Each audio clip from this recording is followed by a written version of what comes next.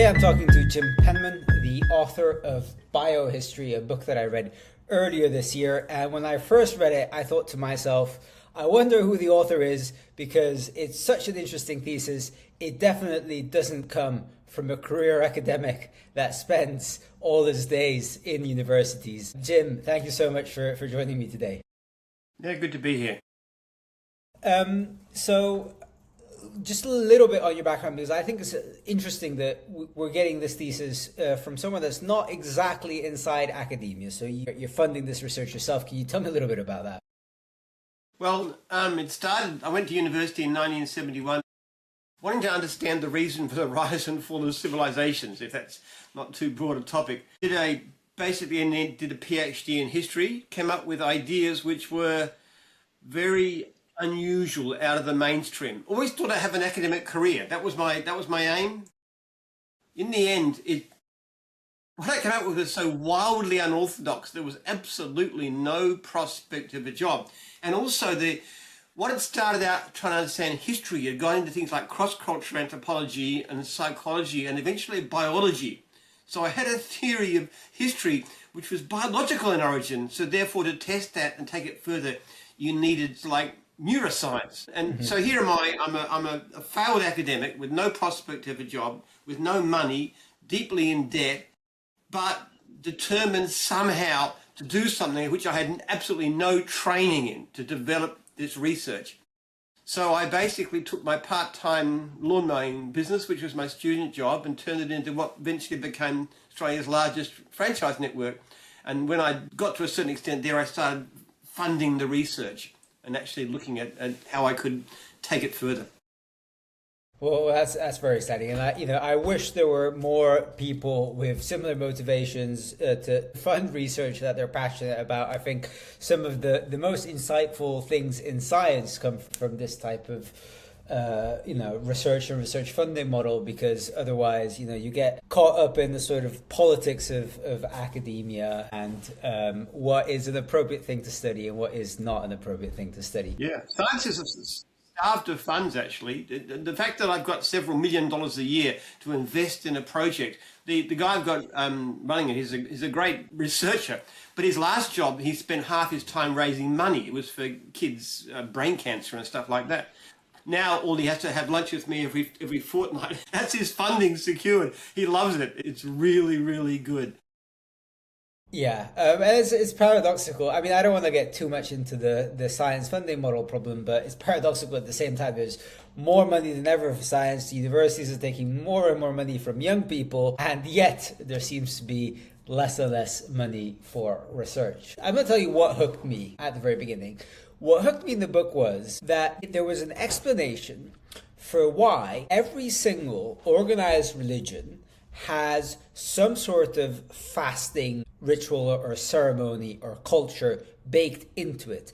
This is something I've been wondering, since I can remember 10, 15 years, like, why is it the case that every single major religion encourages you not to eat at certain point in time? And up until now, I had I hadn't heard of a good theory for why that would be the case, but your book presented me with one. But before we dive into fasting immediately, tell me a little bit more about the biohistory thesis. Like, what is the thought process behind it? Basically, the idea behind it is that what determines history, the economics, politics, everything else, it's got to do with human character. It's not impersonal economic or political forces. It's the way people think and the way they feel, the way they believe. So basically it's a biological thing. And really what it's done is based around the idea of dopamine. What it means is that if you you take an animal like a gibbon living in a rainforest, okay, that's a very hard environment with very limited food. It's regular, but it's very limited. They're very, very short of food. And they act in a way that's appropriate for that environment. Like they have very strong monogamous nuclear families. They spend a lot of time with their young. They're very intensively hardworking, patrolling that's a psychology that's suited to a food-limited rainforest.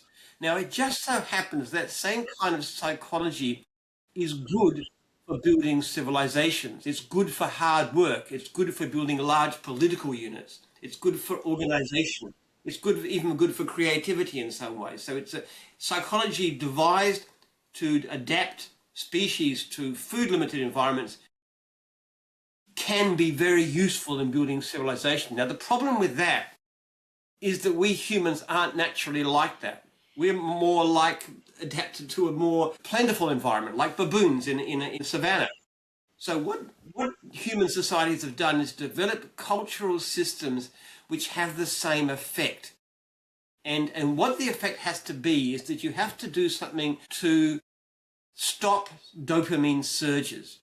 Dopamine surge comes from something like food, really luxurious food, high-calorie food. It comes from sex. It comes from success in stats. It comes from a lot of things that gives this surge of dopamine, which feels good. But what it does is it shuts down the brain so it's not as reactive to dopamine. Mm-hmm. It's the same thing happening with cocaine. If you have cocaine, it feels very good. Gives you this dopamine surge, but the more you have it, the less reactive your brain is to dopamine. And because of that, things like work and family become boring, less interesting, and people get very depressed. So it's the same problem that happens. So what you've got to do is to have a system that enables people to act as if they're living with very limited food when they're not. So fasting is a part of that, not the major one.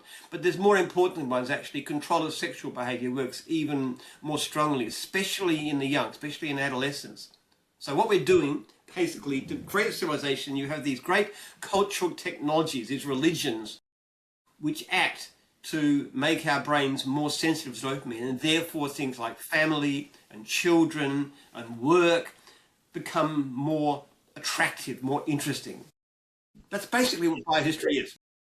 And I think what you just said earlier is a good way of phrasing it, right? Religions work as a cultural technology to, yes. Well, in your thesis, they work in order to encourage certain behaviors via some mechanism. You know, the religion itself doesn't need to understand what the mechanism is for the mechanism to be valid, right? And there's various different ways in doing it. One in terms of controlling sexual behavior, which, by the way, most global religions do have some control and some restraint on sexual behavior, and controlling stress, controlling food consumption. And the thesis is that in order to build a civilization, in order to have people in the mental space to build civilization, you need to have these, cultural technologies to encourage people to do this, right? Is that more or less correct?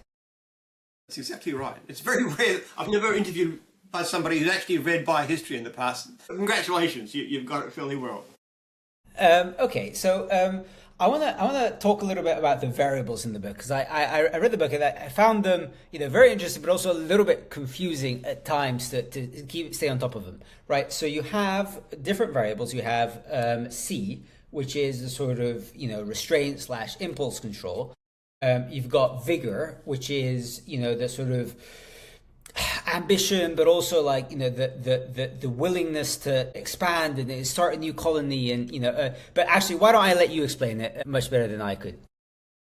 Okay, your basic structures are these. First of all, C, okay, which is to do with control, restraint.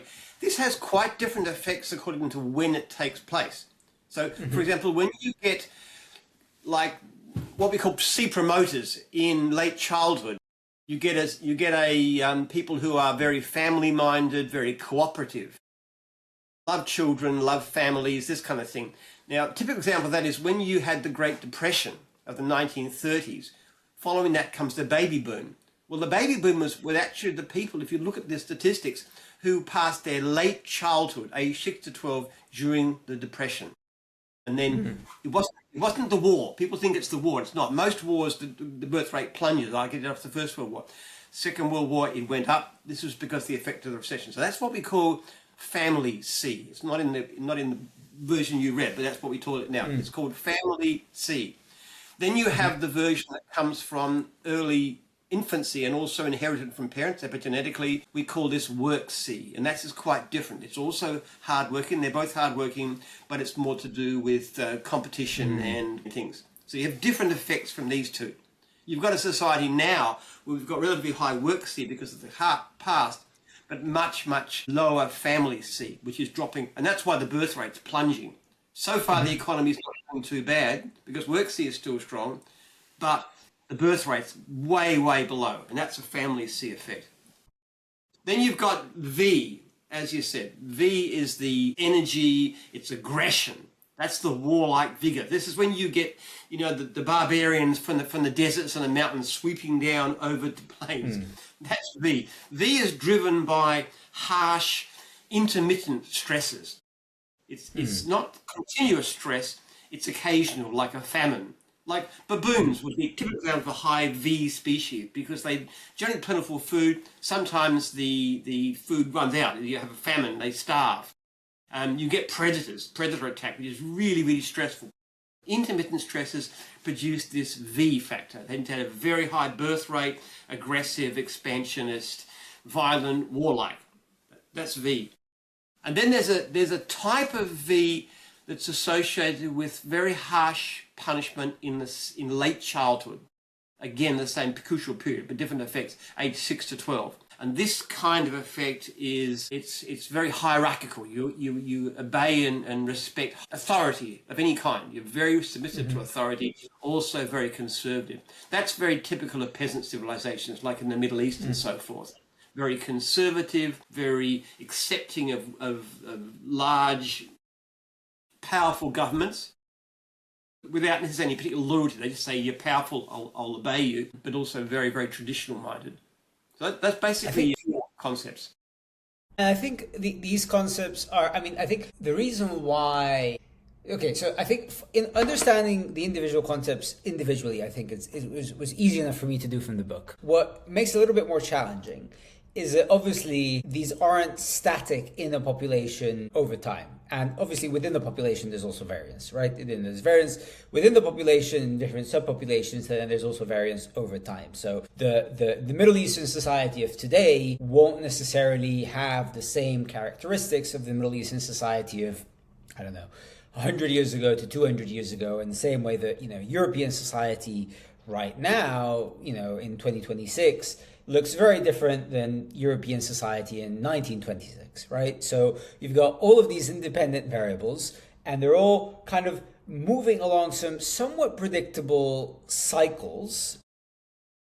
But there's a lot of these variables, and they change over time and space. Can you tell me a little bit more about that? And the reason why that's interesting is because the thesis is that they should be able to predict things, right? They should be able to tell us where society is headed. Can you tell me a little bit more about how these variables change over time, both within populations and between populations and whatnot?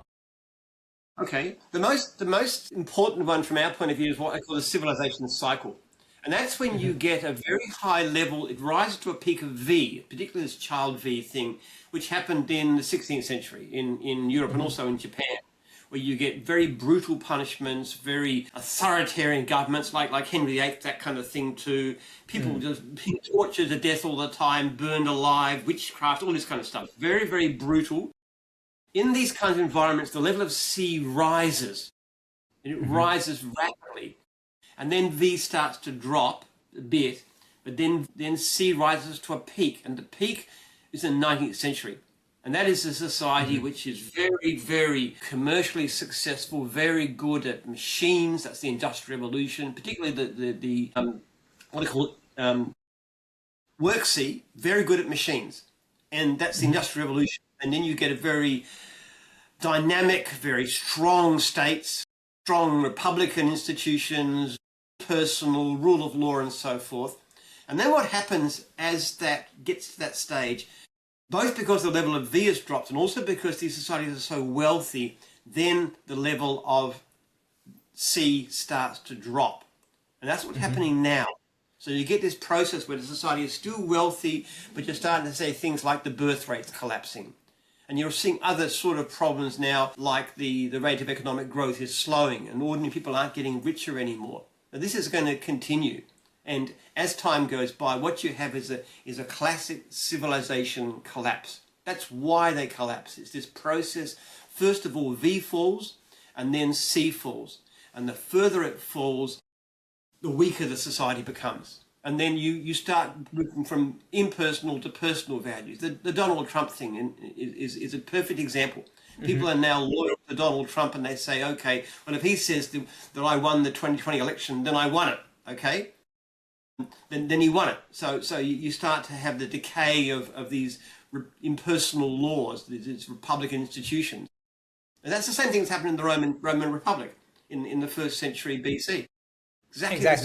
That's the example I wanted to bring up. I'm actually currently reading Plutarch's Roman Lives, and in your book as well, you mention that a lot of the concerns, a lot of the issues that we have today, the birth rate collapse, the average person not getting wealthier, these are all things that the Roman Empire, the Roman Republic also had to deal with, and they had a few solutions to this that actually made them stay on for quite a while. And that some of these solutions we're trying to replicate as well. Can you tell me a little bit more about that? Well, yeah, basically you've got this collapse taking place. The Romans themselves are becoming feebler. But what they then do is they start bringing in outsiders. That's how the Romans did it. The Roman character changed really, really dramatically in the late Republic to get to the empire. But the great thing about the Romans was they were very good at getting people in. So they got these more vigorous, higher C peoples coming in and taking over. And you can see this in where the emperors came from, because the first emperors, the Julius Claudians, were Roman aristocrats. They've been around since the Republic. Julius Caesar's ancestors were there with the founding of the Republic. So that was his family. And then after that, about 69, you get Nero gets killed, and then you get people, Vespasian comes in. Now, he's a provincial Italian. He's not a Roman aristocrat. He's a provincial. And then after that goes on for a while, and then we start getting people from places like Trajan and Hadrian. They came mostly from Spain. So we're getting further and further afield.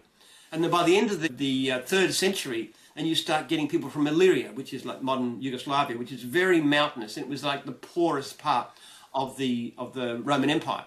And then, by the 5th century, most of the soldiers are actually barbarians from beyond the empire. So what happens is you get this process where they bring people in, they have initially high C, they work for a while, then they become decayed, then you bring the next people in, and you get the next people, and eventually you run out of people. The empire collapses. The Romans were very good at that. It lasted 400 years. That they were extremely good at getting people to come in. They Romanized them, and they used them for a while, a few generations, they're gone, let's have the next lot.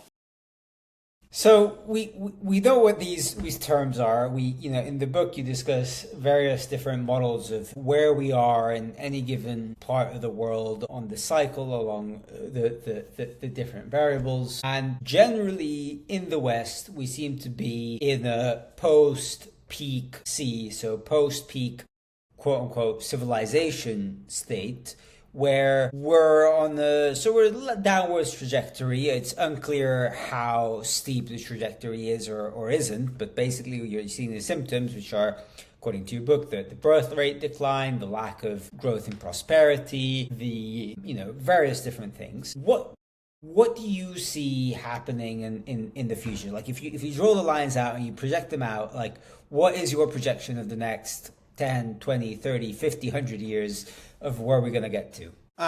The big difference between us and the Romans is that the process with us is very much faster. Emperor Augustus got up and he gives this speech to his aristocrats, the knights, and he says to them, you're selfish and you're greedy, and you're not having children. You've got to get married, you've got to have kids. So he could see the problem with the Roman aristocracy. Our situation is vastly more extreme. You've got the birth rate basically half what we need to just replace ourselves. There's no parallel in the Roman world, nor in Greeks or ancient China. You said this process going on. Nowhere was anything like as extreme as this. We are wealthier by far. We've got things like social media, which makes the problem worse because it drives status competition. We've got drugs. We've got really cheap sort of alcohol drugs like cocaine. We've got porn, we've got all this stuff which is really bad for undermining C. So what you're going to have is a decline happening very quickly, much more quickly than ancient Rome. You're going to get, economies are starting to go backwards. You can see it freezing. We're still getting this advance of technology which is coming ahead, but we're not progressing. This is going to become much worse. The more vigorous people are going to be the ones who come from outside. We do the same thing as the Romans do. We get people from places like Asia, India and China, where they've got traditionally higher sea. We bring them in. We're doing the same thing. But we're going to run out very quickly because they're going through the same process. The Chinese and even the Indians, their birth rate's only about replacement level right now. So that's going to happen. The economy will start to level off, and then it will start to decline. You're going to have a decline in the impersonal rule of law. You're going to have more people like Donald Trump arising. You're going to have undermining of the stability of politics. The birth rate's going to continue to go down. It will get worse and worse and worse. And you can see this because if you look at the opinion of young people today, they are even less interested in work, even less interested in a family and children than even people were 10 years ago. So you're going to see this process go down very, very fast. Within 20 years, we are going to see a terrible crisis. People are starting to worry about birth rate. That's the one thing they're saying, hey, we're not having enough kids. They can see it. They don't understand why. They think basically you need more. People say, oh, well, I'm not having because of money, so we'll give them more money. But it doesn't work. They give them baby bonuses. In Hungary, they're spending 5% of GDP trying to prop up the birth rate. It doesn't work. Because it's not money, it's character. And as our character changes, our priorities change. People say, I want status, I want excitement, I want city life, I want all this stuff. I don't want kids, I don't want family. And that's going to continue on, make it worse and worse and worse. The one big difference in the modern world, it's worse by far than what happened in the Roman Republic. The one big difference is science gives us the opportunity to understand that and therefore to do something about it.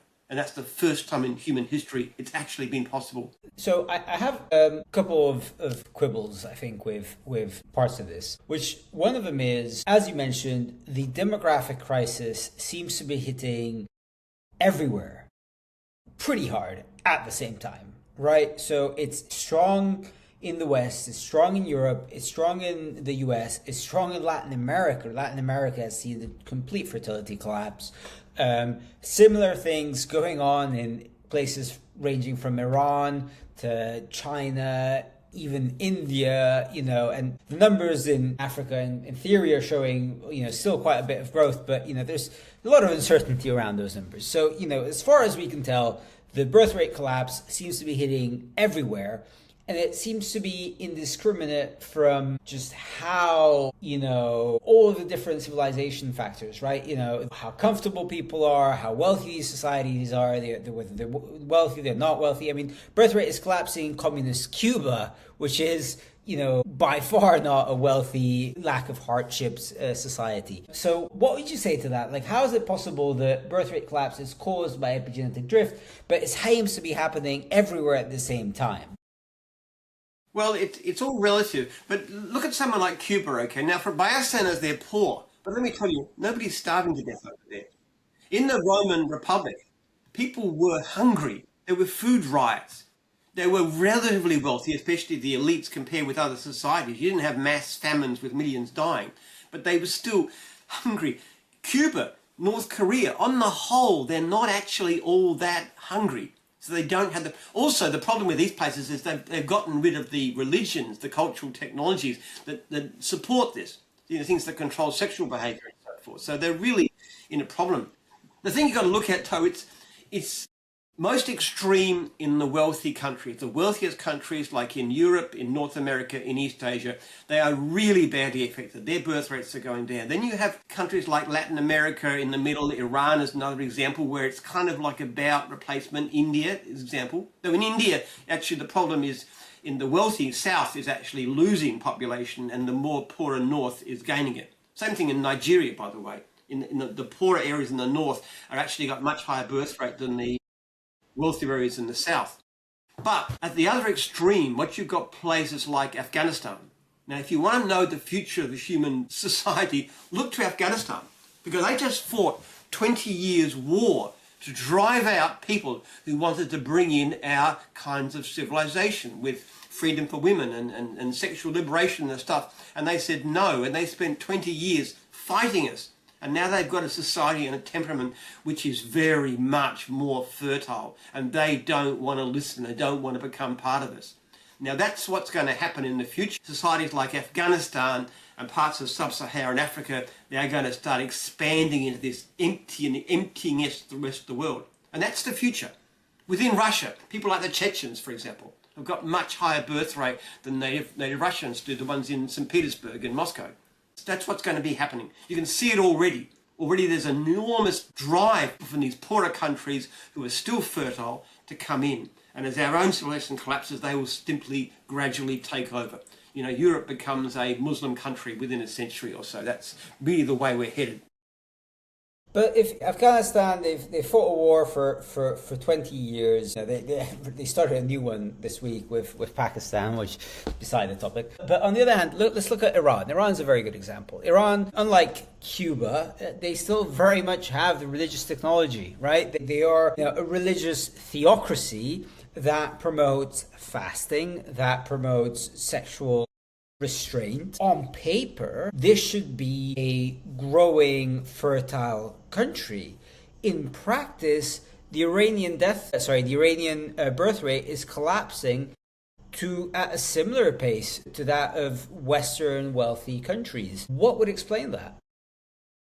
People aren't going along. The rulers themselves say, yes, you should be conservative Muslims, but most people don't want that. That's why they have these riots in the streets, because they don't want women to have head coverings. That's a very major sign.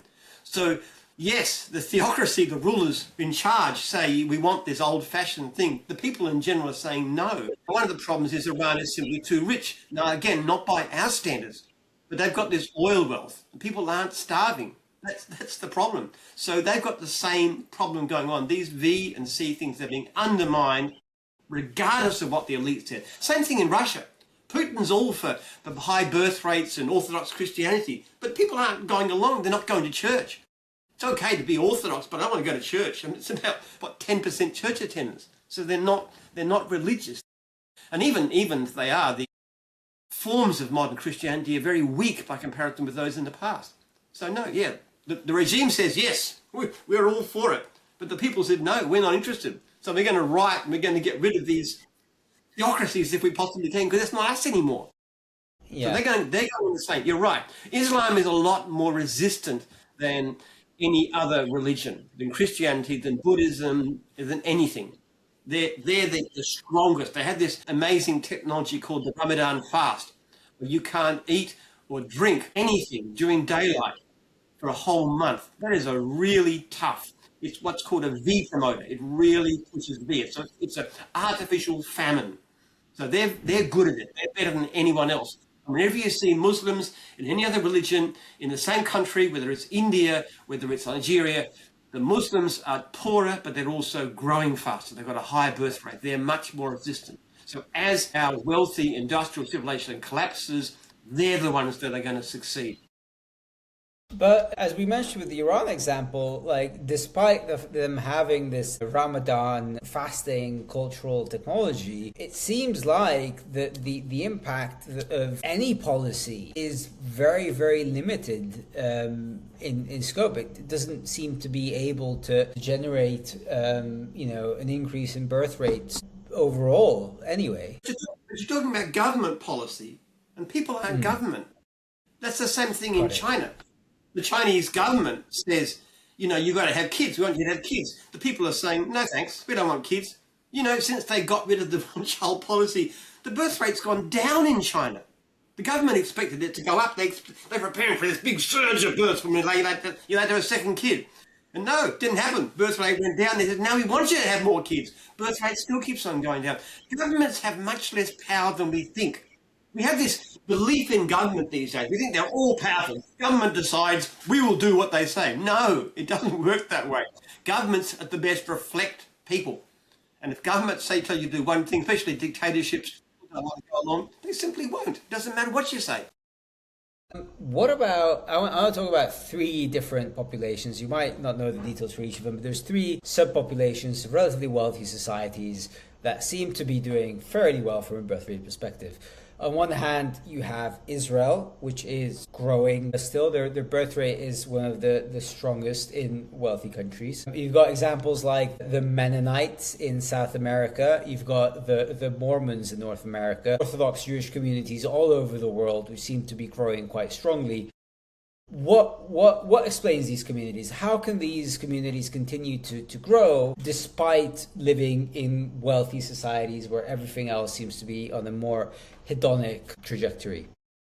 Okay, let's look at one particular group, but ones you mentioned. Let's look at Orthodox Jews who have very, very high birth rate. You know, typically it's like 6 children per family, this kind of thing. Okay, they have a very particular kind of social structure, very, very tight controls of behavior. Young people do not get sexually free. The community controls them. They can't do this stuff. So they get married. They got very strict controls of behavior, which is a C promoter. They have to do certain things. You have to keep the Sabbath. You have to do certain prayers. You can't have certain foods, certain clothing. They're controlled in their behavior very, very tightly. These are powerful C promoters. Control of sexual behavior is extreme. Adolescents can't do it. They're very much against things like masturbation and stuff. They certainly can't get access to porn. It's very, very limited. Even as an Orthodox Jew, when you are married, your wife has a ritual bath 7 days after the end of her period. Only then can you have sexual relations. Now, what that really means is that for half the month, even married people can't have sex. That is a very extreme example. And you've got a society which cuts itself off. Jews tend to speak, in America at least, they speak Yiddish. So they've got a language. They've also got all kinds of cultural things about people not being too proud and not being too... They're very strongly against individuals upping themselves. The Amish are another example, the same thing. They are so against people going for status that they have this incredible idea that nobody can be above anybody. That's why they don't like to have like the same clothes, even things like jewelry and so forth. They don't like it. But what these people do is they cut themselves off from the world in a very extreme way. They cut themselves off from videos, from social media, from all this stuff that's bringing these influences, which is very attractive because we like having these things that give dopamine surges are very attractive, very appealing, but they are very, very rigid. Now, the secret of Israel, and that's a really interesting one too, is that you've got a whole lot of Orthodox Jews. Look at the birth rate within Israel.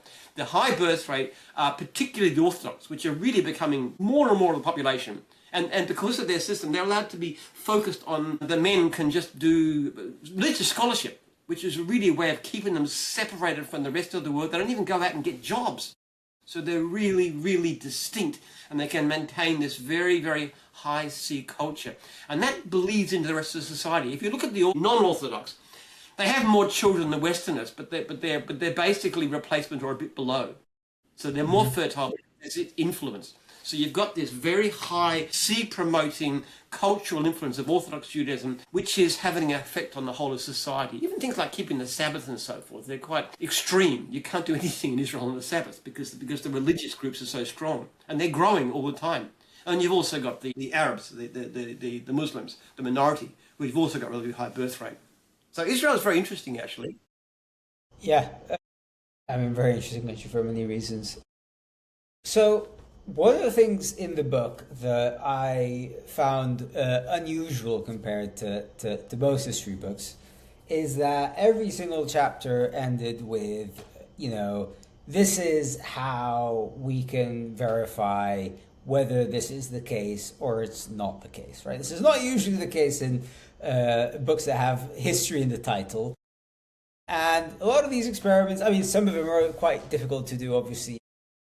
You're probably not going to get ethics approval to, raise children in conditions of random stressors or, famine. Suggest that, not really, but there's no, of course. But there's very simple. Why don't you tell me? There's very simple experiments that you can do, right? And you're working on them. Tell me about them. Let me give you an example, okay? One of the things we intend to do shortly, we're going to probably set this up in China, is we're going to subject rats to food restriction at different stages of life. We're going to do it through their mothers in infancy. We're going to do it through the juvenile period. We're going to do it through adolescence. And what we're predicting is that when you check them for things like maternal behavior and other indications of what I call high C, the ones in the juvenile period is going to be the biggest one. So that's a very precise prediction.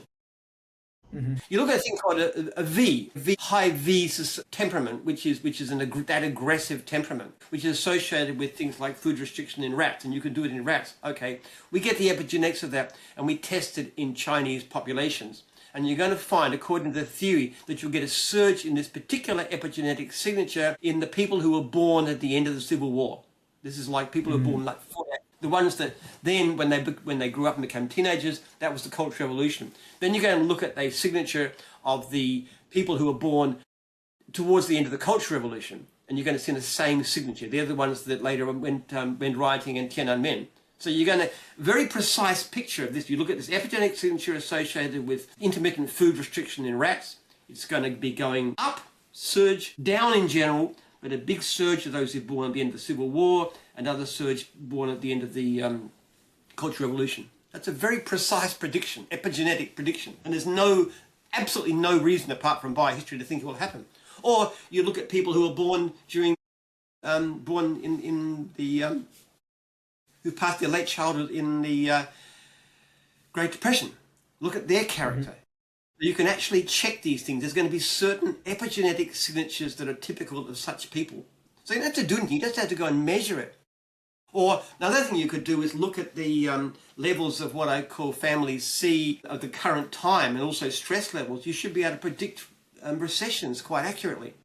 Because when you get a recession, what happens is you get a high level of this family C, which is this extroverted type of fun-loving behaviour like the Roaring Twenties and the 60s.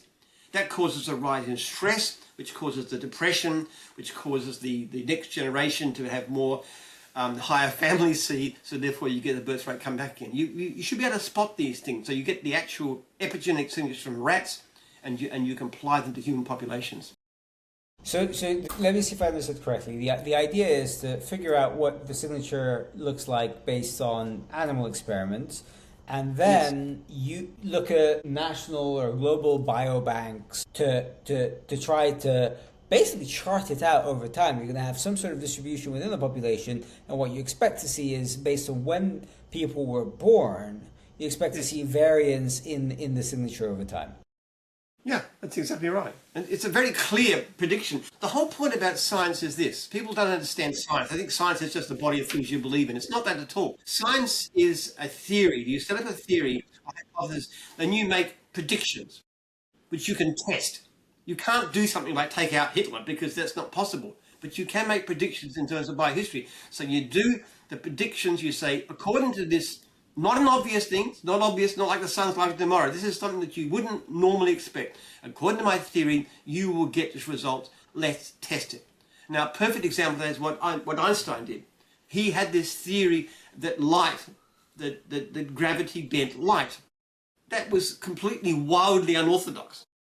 But how do you test it? Well, the only way you could test it is actually by looking for a total eclipse of the sun and look for the light rays of a distant star going past the sun, which he predicted would be bent to a certain degree.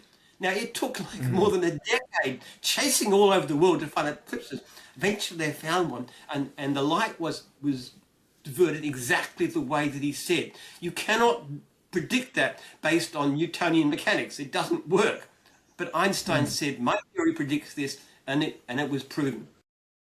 And that's the same thing. We can actually test theories of history by studying things like looking at the way that animals behave under certain conditions, and also by looking at human epigenetic signatures with different generations. So this experiment, I mean, this beautiful chart hasn't been done yet. This is something that you're working on right now.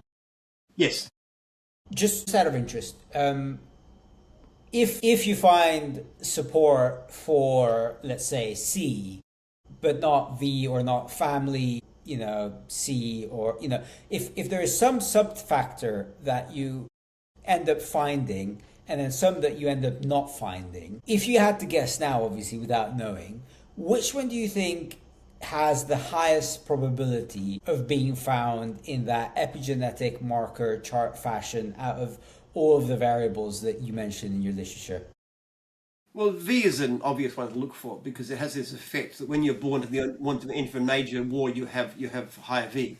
So it's an easy one to check. Look, I think the basic model is probably okay, but what's going to happen if we modify it? The theory that I've got now is quite different to the one that you read about. In actual fact, the stuff about dopamine and stuff is quite different. That wasn't in that version. I couldn't understand why things were happening. Also, the thing called lemming cycles, which is like Chinese dynasties and that sort of thing, I didn't have a good understanding. So it's actually advanced quite a lot since then. Now, a lot of it's based on the research we've done, and sometimes it's based on more reading and more thinking. So the theory gets modified all the time. My research head, actually, who's a great guy, he complains about it. He said, Jim, you keep on changing things. And I said, well, of course we do. Because that's what a scientific theory is about. You have a model, you test it, you look at it, you improve it. It will change. And what I'm thinking now, what I'm telling you now, if you ask me in 2 years' time, I'll probably say different things. I don't think the basics will change, but understanding will change a lot better. Just as a simple example, we found something that which is really interesting. If you restrict an animal's food supply, they become less interested in sex. Now, but if you restrict an animal's food supply and then you mate them, the offspring have a stronger sexual activity. They're more sexually active. Now, this only came up in the last couple of months as a result of the experiments we're doing. This finding, which was quite unexpected. But then you look at that and you take it back and you say, okay, that explains this, and that explains this, and that explains this. In fact, I'm putting in the latest version of the book. I'm actually putting a little KKK because I haven't even I can't even cite it. It hasn't even been published yet. It will by the time the book comes out. But so we're changing the theory basing on this kinds of things. Very interesting things come out too. Just found this out. This is just recently in the last week. Discovered that when you have when you have food restricted animals and you mate them, the young have less appetite. Now that's really interesting. So we restrict these mice in this particular experiment 25% in terms of less food than they want. Then you give the same diet to their offspring and they don't even eat all the food. So their appetite has dropped. Now that's really, really interesting because then you have a look at understanding of how obesity works. Why is obesity rising? One of the things it suggests is that one of the reasons it's rising is because as the epigenetics changes, people's appetite grows. So this is an example. These are things that have happened in the last few months. So as we do more experiments, we actually find out and we modify what's going on. And then when you look at some of this stuff and you look at it and say, oh, that explains that. For example, you have people like the Manus people, the Admiralty Islands, who have a high work seekers. They have very tight control of infants, but not of older children. But they also have very strong sex drive, especially the men, not the women. And then explains that. Oh, I understand that. Also, why is sexual activity going down so much? This is something my theory didn't explain very well. But with this experiment that says when you have food restriction in the parents, the young are more sexually active. Well, then by extension, when you have a less food restriction in the parents, the next generation will have lower sex drive. And also lower. The mean. So these are experiments we've done with rats and with mice. And when you actually apply them, I say, oh, that explains that. I didn't understand that now, but now I do. There's this discussion around male testosterone levels over time in Western societies and the things like sperm counts in Western societies. You know, there's the traditional angle which says, well, average, the testosterone level of a male today, on average, is that of what an elderly person was 50 years ago, or something along these lines. And then there's the other side of the argument which says, actually, we've not been measuring things the same way. We measure things more accurately now. That's all just, measurement error, etc., etc. In your investigations, what have you found in this? Like, what have you discovered here? Because presumably these are sort of things that you guys are looking at all times. Yeah. Well, they're trying to explain it by they can't explain it. Testosterone is going down, sperm count's going down, sexual activity is going down.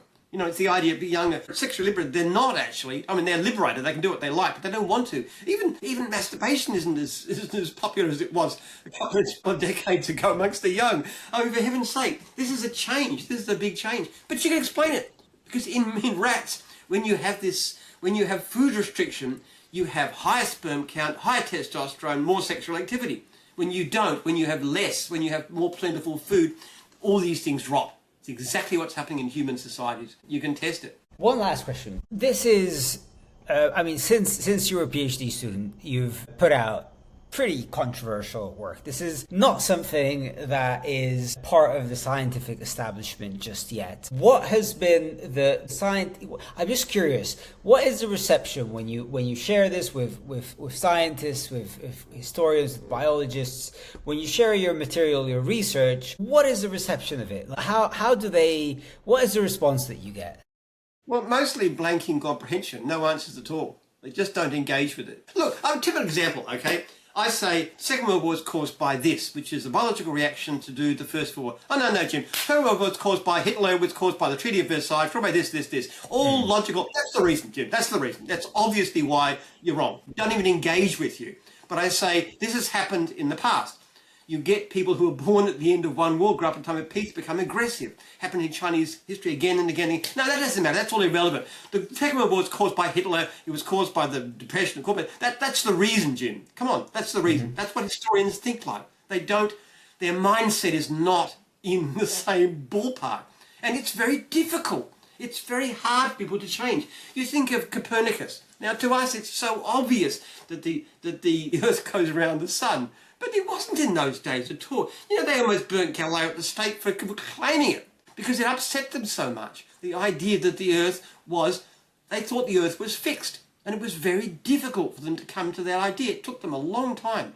Copernicus actually was more than a century before the Catholic Church even got used to the idea that maybe Copernicus was right after all. It was very difficult for them. It's hard for people to change their way of thinking. When you're talking about the Earth being the centre of the universe, that's actually not all that a big thing, but when you're talking about the way societies work, that's integral to the way we think about the world. It's really hard to change. It's hardwired in. It's thousands of years of history telling you, no, this is the way it is. Come on, it's the way it is. You've got to realise that. You come across with a wildly different idea, they don't want to listen. They don't like it. It upsets them. I mean, you think of historians, for example. Basically, I'm telling them that virtually everything you've given as an explanatory reason is wrong. It's all wrong. How do you think they're going to react to that? I mean, it's not necessarily wrong. It's just explaining it at a different ontological level, right? You're saying, okay, like Hitler happened. Of course, Hitler causes. It is wrong. You know, why was Napoleon so successful? Well, because Napoleon was a great genius and this and this and this. No, it's because of a thing called a Lemming cycle, and you can trace it. It just doesn't. It just goes against everything that they believe in. They've been taught. They spend their whole life following a certain kind of path of thinking. It's really difficult. They say that sort of scientific revolutions don't happen within generations. They happen when the old generation dies out and the younger ones aren't so embedded. It's really difficult to change your mind. Academics are no different to anything else. We don't believe because we're rationally given all the arguments and we make up our minds. It's all kinds of emotional. It's what other people think. It's what the media says. It's what our image of ourselves. Our way we think about the world is very, very entrenched. And that's why things like when you talk about the collapsing birth rate, people say, no, it's about money. Come on, Jim, it's about money. Everybody knows about money. Because you ask anybody, why do you have money? Oh, I haven't got enough money. I don't want to interrupt the career. It's money. That's the reason. That's obviously the reason, Jim. You cannot be possibly right. But when you give people more money, it doesn't work. Okay. Oh, well, they're going to give them more money still. That still doesn't work. All right. Okay. All right, we'll give them more money. They keep on trying the same failed thing because they can't get it through their heads. It's not money, it's character. And it's very difficult for anybody to understand something that's against their own interest, not to be convinced of it. It's difficult. I have two more questions. I'm going to ask them in rapid fire because we don't have that much time yet left. So the first question, projections of the future. So it's either going to be that these high birth rate societies end up shaping the world, or science somehow intervenes. Is that basically how you see it? Like, what do you think is the most likely outcome? I think most likely we'll do something about it. Because what we need to do is to develop an effective C promoter. Now, that's not that difficult, really. You're probably talking about a research which might cost $100 or $200 million. I can't do it all by myself. We're doing our best, but I'm spending about $3 million a year currently on this project. If you had like that $100 or $200 million, you would basically find a C promoter. Once you found something that worked, it would be tremendously useful. It would do things like depression. It would cure people with drug addiction. It would solve ADHD. It would do a whole stack of really What does the sleep promoter look like? Is it like a pill that you take in the morning, or what do you And mean by sleep appeal promoter? like we gave you, something like that, something like the weight loss drugs. In fact, some of Right, these right. weight loss drugs have this kind of effect. So you're talking about a pill, an injection of some kind that you take, and that it changes your character, which would be far more powerful. The other way you could do it is even better, is you use something like CRISPR. You go back and you make the epigenetic changes, which is possible. Just in the last year or so, they've developed ways of using CRISPR epigenetically to actually focus on certain parts of the brain, which is what you need for this. So it's actually quite practical. It would cost $1 or $200 million. Now, my estimation, in the world, there's probably about 10,000 people who, if they decided this was valid, they could do this. We're talking about people who are wealthy. We're talking about people in high in government. We're talking about heads of research institutes. We're talking about all kinds of people could actually do it. Drug companies should be very interested because it's an enormous amount of money. Out of 10,000 people, I have to convince one. One person has to say, this is worth one person, one country. Somebody in China, somebody somewhere, Putin in Russia, anyone say, this is worth investigating. Let's try it. Let's put $200 million into this thing. I think they'll do it. And once somebody does it and they see the effect, you're going to have a thing. Because what you're going to find is one society, could be China, for example, is we're going to start doing this. And suddenly their birth rate starts to go up. And suddenly their productivity starts to increase. And suddenly people look at it, oh, wow, okay, I'm going to be part of this thing. And it will spread like wildfire. One person. That's all it requires. One decision maker. It'll happen. I believe it'll happen.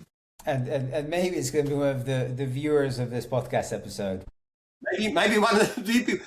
There's a book coming out called Birth Rate Crisis, which is actually being really carefully done. It's going to be promoted very actively.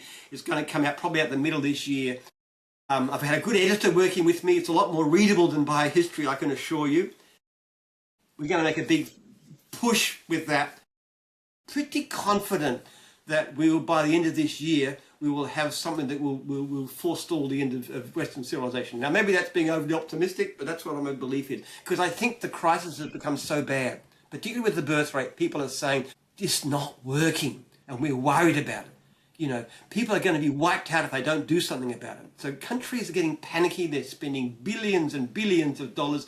Let's just take one fraction of 1% of that, and let's find a real solution. Excellent. Jim, thank you very much for your time. Good to talk to you.